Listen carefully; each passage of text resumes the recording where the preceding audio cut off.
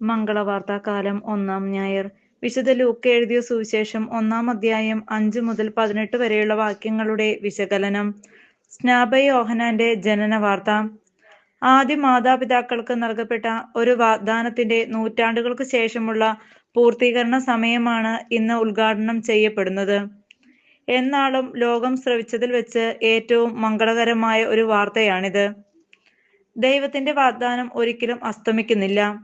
മനുഷ്യൻ മറന്നാലും സമയത്തിന്റെ പൂർണ്ണതയിൽ അത് നിറവേറപ്പെടുക തന്നെ ചെയ്യും.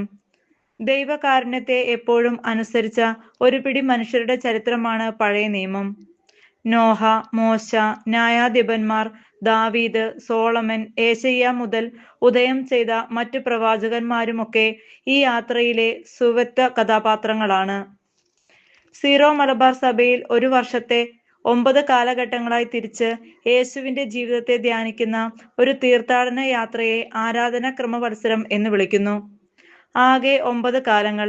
അതിൽ ആദ്യത്തെ 4 ആഴ്ചകളെ മംഗളവാർത്താകാലം എന്ന് വിളിക്കുന്നു. സ്നാപകയോഹന്നാന്റെ ജനനം അറിയിപ്പ്, യേശുവിന്റെ ജനന അറിയിപ്പ്, സ്നാപകന്റെ ജനനം, യേശുവിന്റെ ജനനം എന്നീ ഭാഗങ്ങളാണ് ഈ കാലഘട്ടത്തിൽ നാം വായിച്ച് ധ്യാനിക്കുക.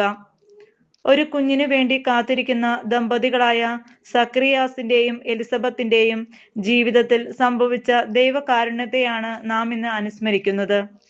എലിസബത്ത്, ദൈവം ശബ്ദം ചെയ്തു. സക്കറിയ, ദൈവം ഓർമ്മിപ്പിച്ചു എന്നൊക്കെയാണ് അർത്ഥമെത്രേ. പേരിന്റെ അർത്ഥത്തെ അനർത്ഥമാക്കുമാറ് ദൈവസന്നിധിയിൽ നിന്ന് ഗബ്രിയേൽ മാലാഖ സക്രിയയ്ക്ക് പ്രത്യക്ഷപ്പെട്ട് പ്രായം കഴിഞ്ഞിരിക്കുന്ന ആ ദമ്പതികൾക്ക് കുഞ്ഞിനെ നൽകുവാനുള്ള ദൈവത്തിന്റെ ദൂത് അറിയിക്കുന്നു. രക്ഷകനെ അയക്കുമെന്ന ദൈവത്തിന്റെ വാഗ്ദാനത്തിന്റെ മുന്നോടിയാണ് ജനിക്കാനിരിക്കുന്ന ആ കുഞ്ഞ്. സക്രിയ എന്നും പ്രാർത്ഥിച്ചു കൊണ്ടിരുന്ന ഒരു വിഷയമായിരുന്നിട്ടും, തന്റെ പ്രായാധിക്യത്തെ പ്രതി പക്ഷേ പുരോഹിതനായിരുന്നിട്ടും അവൻ സംശയിച്ചു. തക്ക ശിക്ഷയും ലഭിച്ചു. ശബ്ദം തിരിച്ചെടുക്കപ്പെടുന്നു. തിരഞ്ഞെടുക്കപ്പെട്ടവർ പുരോഹിതരായാലും അവിശ്വസ്തരാണെങ്കിൽ സംസാരിക്കാതിരിക്കുന്നതാണ് നല്ലത്. ദൈവശബ്ദത്തെക്കാൾ സ്വന്തം ധാർഷ്ട്യമായിരിക്കും പുറത്തു വരിക. വിശ്വാസമില്ലാത്ത മനുഷ്യർ ഒരിക്കലും ലഭിക്കില്ല എന്ന് കരുതിയാണ് പ്രാർത്ഥിക്കുക. പ്രാർത്ഥിച്ച കാര്യം നിവർത്തിയായാൽ അത് ദൈവിക ഇടപെടലായി അംഗീകരിക്കാറുമില്ല. അങ്ങനെയുള്ളവർക്ക് ദൈവത്തെ അനുഭവിക്കാൻ ഒരിക്കലും സാധ്യമാകുന്നില്ല. നമ്മുടെ ജീവിതത്തിൽ സംഭവിക്കുന്നതൊക്കെ ദുഃഖമായാലും സന്തോഷമായാലും ഉപരി നന്മയ്ക്കായി ദൈവം ഒരുക്കുന്ന ഉപാധികളാണെന്ന് ചിന്തിക്കാൻ നമുക്ക് സാധിക്കണം. ജനിക്കാനിരിക്കുന്ന കുഞ്ഞിനെക്കുറിച്ച് മാലാഖ പറയുന്നത് കർത്താവിന്റെ സന്നിധിയിൽ അവൻ വലിയവനായിരിക്കും എന്നാണ്. പിന്നീട് യേശുവും അത് ഏറ്റുപറഞ്ഞു. സ്ത്രീകളിൽ നിന്ന് ജനിച്ചവരിൽ സ്നാപകയോഹന്നാനേക്കാൾ വലിയവനില്ല. മത്തായി 11:11.